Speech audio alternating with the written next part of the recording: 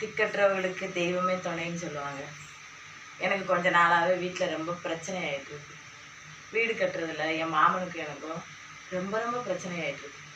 அடுத்தவன்ட்ட கூட எனக்கு இப்படி தவறு நடந்து போச்சு, என்னை மன்னிச்சிருங்கன்னு கேட்டால் மன்னிச்சு ஏற்றுக்கிற மனப்பான்மை இருக்கும். ஆனால் சொந்த மாமன் சொந்தக்காரனுக்கு என்ன தெரியுமா இருக்கும்? இப்படி எப்படி வீடு கட்டுவாங்க, இப்படி எப்படி பிழைக்கிறாங்க, இப்படி எப்படி நகை எடுக்கிறாங்க, இப்படி எப்படி வாழ்கிறாங்க அப்படின்ற காமாரமும் ஆங்காரமும் இருக்கும்.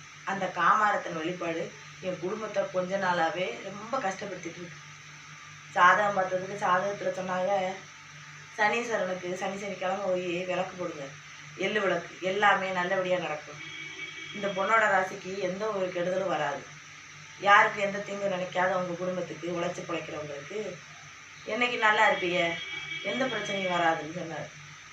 சரி, அவர் வார்த்தையை சாமி வாக்கா நம்பி இன்னைக்கு போய் அந்த சனீஸ்வர பகவான் போய் விளக்கு போட்டு வந்தேங்க.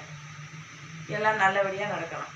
வாழ்க்கையில் வாழ்கிறதே சந்தோஷமாக அண்ணன் நாளை கழிக்கலாம். கஷ்டம் இல்லாமல், காசு பணத்துக்கு கஷ்டம் இல்லை, கஞ்சிக்கு கஷ்டம் இல்லை. ஆனால் மனசுக்கு அதிகமான கஷ்டத்தை தர்றாரு எங்கள் மாமா. நான் வீடு கட்டுறதுலேருந்து பிரச்சனை பண்ணிகிட்ருக்காரு. அதனால் இந்த பிரச்சனை சீக்கிரமாக முடியணும்னு நீங்களும் வேண்டிக்காங்க. அது நீங்கள் எனக்கு செய்கிற பதில்.